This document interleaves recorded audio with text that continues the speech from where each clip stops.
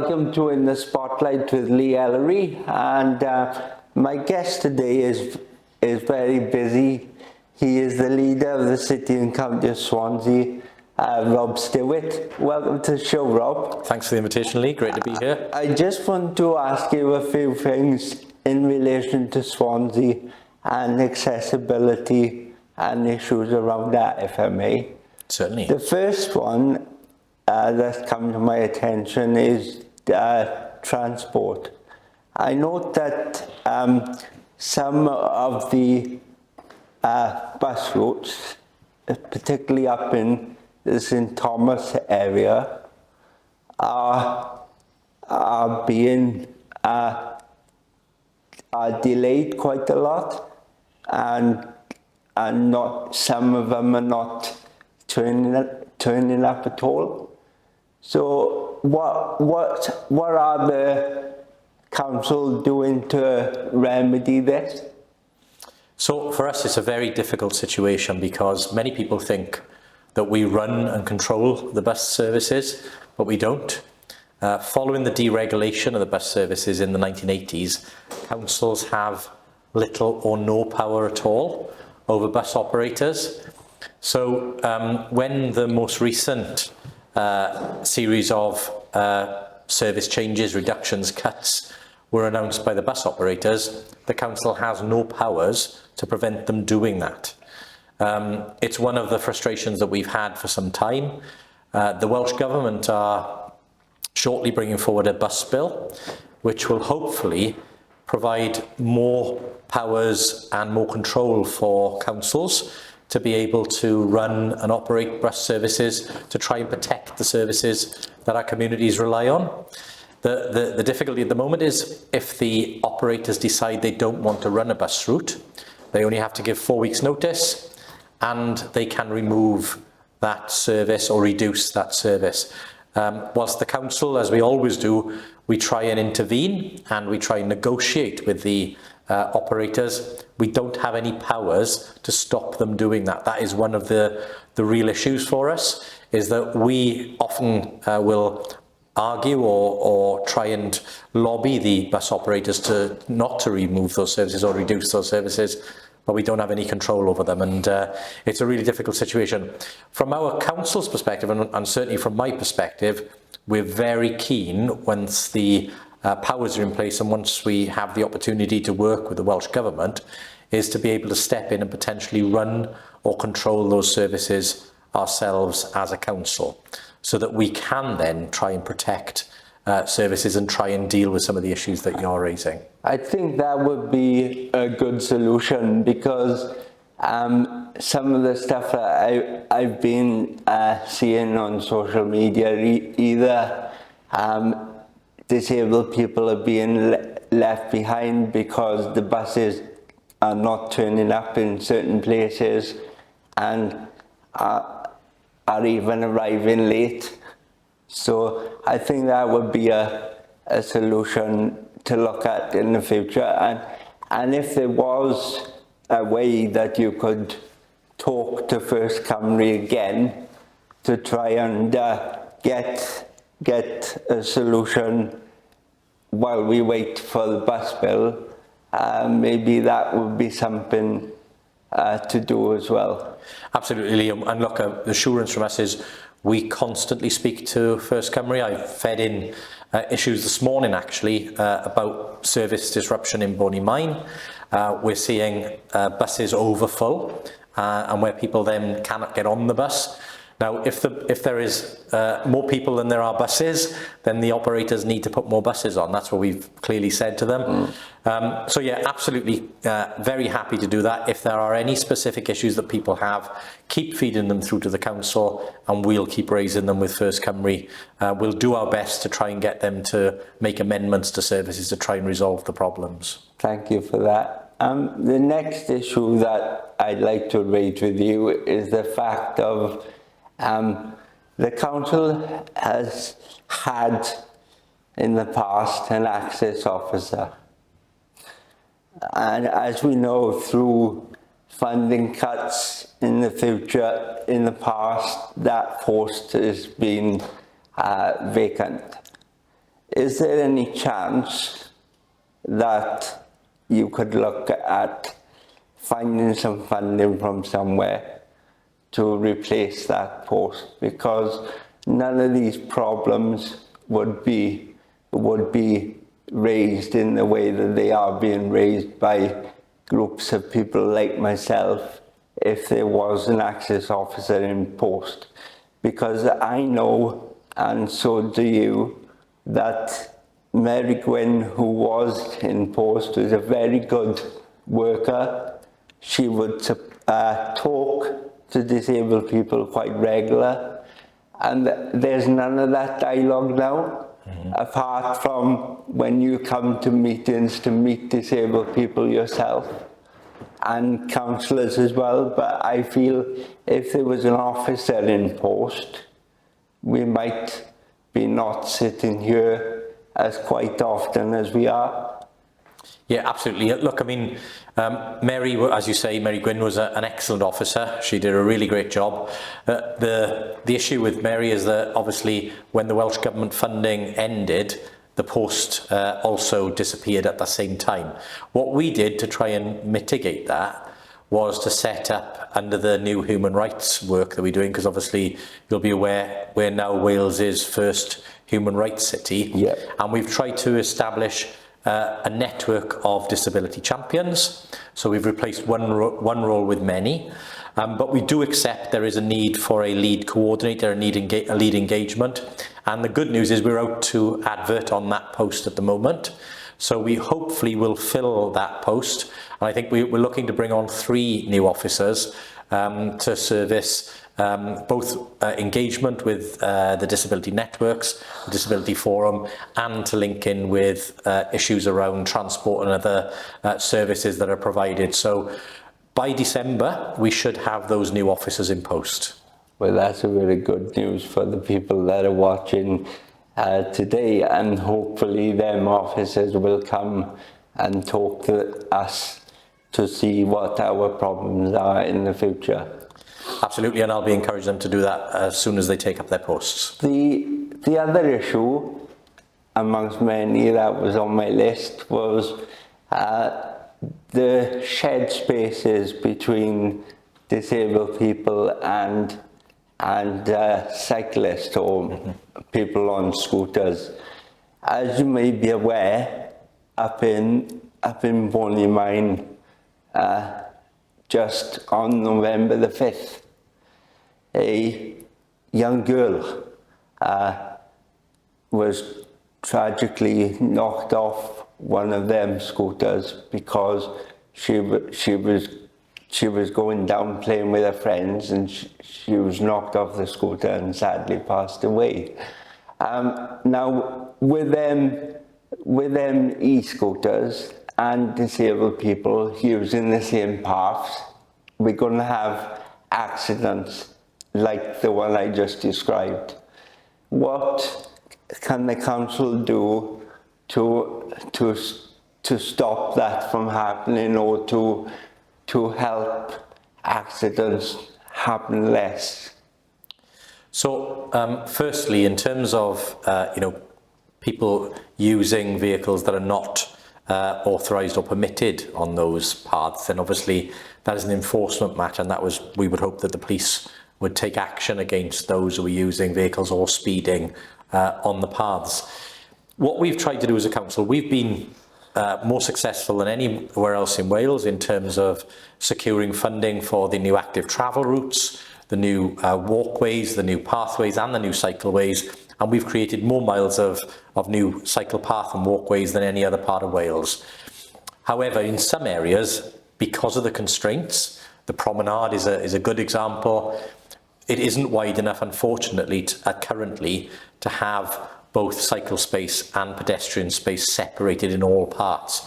What we are doing in many areas of the city now is trying to separate out the cycle area from the pedestrian area so that there is that separation, but it's not always possible. No. Because Swansea, like many other cities, is hundreds of years old. Many of our streets are quite narrow, and it is difficult if we don't want to remove trees or other green infrastructure and other things that people rely on. it's difficult to always get that separation in place. But our aim has always been to create as safe a network as possible. The scooters are not currently permitted in Swansea. We've not sanctioned the use of electric scooters in the city. That is a scheme we decline to engage with. Obviously, electric bikes and other cyclists, they should always obey the speed limits when they're using the cycle tracks. And unfortunately, we do see a number of occasions where they don't. But of course, if people, like just as if they were speeding on the roads, if they're speeding on the cycle tracks, that is a police matter. Thanks for that. And one of the other issues is the A-frames on streets outside premises, particularly on Wine Street. Yeah. We've had problems like this in the past, as you know, but the owners of the premises still put their A-frames out on streets.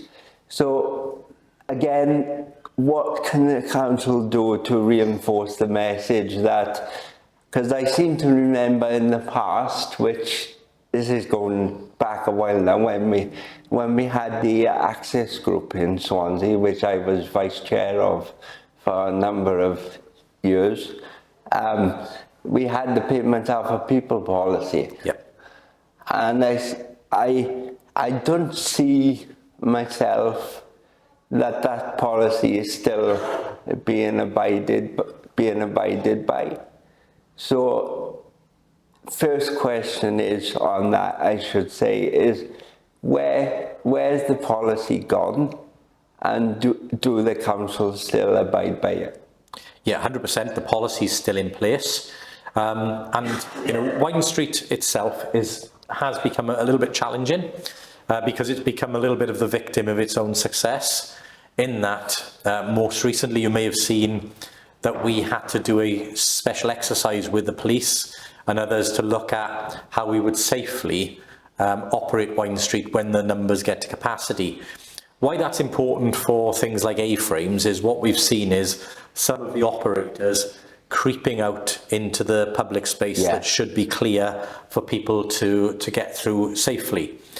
Now, the new Wine Street that's in place at the moment was designed and created with the input of a number of disability groups, including partially sighted groups. And we had a number of discussions with them in terms of designing sight lines and indicator lines along the sides of buildings and where some of the walkway changes take place, to make sure that they should be able to navigate Wine Street without any issues. Unfortunately, there are odd occasions, and we've seen more of them recently, where A-frames and other furniture are creeping into that space.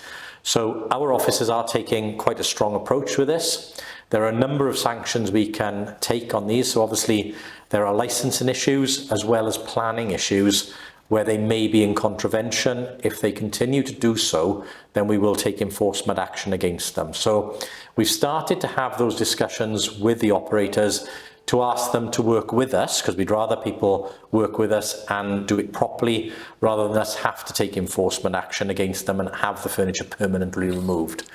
But the warning is there. If operators do not adhere to the safe spaces policy that we have, then that furniture will be removed permanently. Well, that's another a promise that you've committed to on the show today. So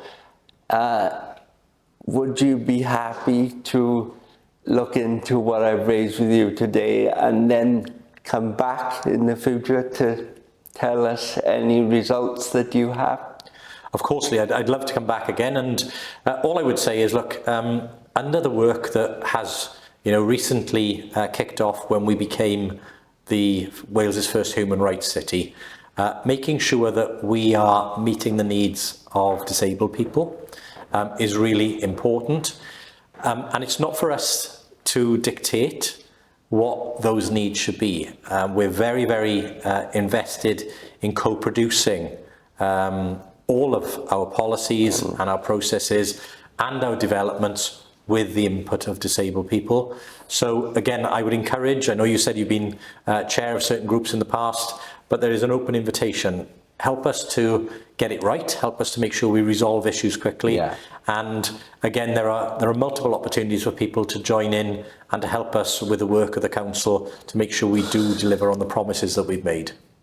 Before we end the show today, Rob, I know you weren't expecting this, but I have got lined up a few questions from Malcolm Harrington from the Disabled Members Branch of the Labour Party, and obviously Cynthia Phillips, who is the secretary of our branch. Absolutely. So, look, I mean, you'll have seen through everything we're doing in the city centre, which is where a lot of development has gone on, that input from disability groups and disabled people has been key to making sure that we design in accessibility into all of those schemes. More broadly, we are, if you take our play areas, across the 70 odd play areas that we have in Swansea, we're investing about £7 million at the moment to make sure that every area gets a new play area, but within that, every play area will have accessible equipment built into it for children or young people with disabilities. Important to that is also then putting in the pathways and the accesses to get to those play areas, because again, a number of our parks will be approaching 100 years old and some of the paths needed updating, so we're taking the opportunity to put new connections in the parks. And specifically on the bigger schemes like Kilvey Hill or the Hool River Corridor, there is a new river walkway being put in, which will be fully accessible all the way from the Swansea.com stadium down to the marina. That will go in on the west side of the river. Linked to that are fully accessible pontoons. So if there are people who would like to take water taxis or to get on the Copper Jack and other boats, they will now be able to do that from the riverbank, so getting off of both sides of the river. And then in terms of Kilvey Hill, well, part of the reason why Skyline have proposed a gondola system, the only other gondola system operating outside of New Zealand with that company in Swansea, is to ensure that people with mobility issues or disabilities can access the top of Kilvey Hill to enjoy the attractions. That obviously that access will be free. And again, one of the challenges I think for people who want to get up Kilvey Hill at the moment is that it's very difficult to do so, because the accesses are not great and it does take quite a bit of an effort to get up there. So yeah, that is our absolute policy. I think again the request would be, if there are schemes in an area that you're interested in, get in touch with us and we'll include include your comments and help you. We will welcome your co-production of the things that we're doing. There be more disabled toilets on ground level in all premises, I think the question was. Yeah, so look, I mean, I absolutely understand what Cynthia said. So just a reassurance, all of the efforts we've made over recent years have been to increase the numbers of toilets, and especially accessible toilets across the city centre and then out in our communities. So, for instance, not only do we have the public toilets as people would understand them, but also in any of the public buildings that we control, then people can go into those and use those toilets. And we've produced a map which people can get off the website or off the app, which will show them all of the available toilets they can use in the city centre and around the county. Those are public buildings that they can go into and use the toilets, because a lot of people often become nervous about going into a building if they're not doing something in there. Yeah. So this gives them the reassurance that you can go in there and use those toilets. Oh, on top of that, we have a scheme which is exactly what Cynthia suggested, where we talk to city centre businesses and want them to become customer friendly in terms of allowing customers to use their toilets without having to make a purchase. Or now, one of the tricks around that has been, how do we make sure that people know that? So again, that's where the app and the map come into place. So if you take a look at that, it'll tell you where you can enter a building and use the toilets without having to make a purchase. Over and above that, I know Cynthia mentioned specifically the St Helens Road area. The good news on that is All of that area is due to be upgraded shortly with new pavements, and because it was one of the ones that was going to follow on from the Kingsway. Well, of course, we had a bit COVID delay. Yeah.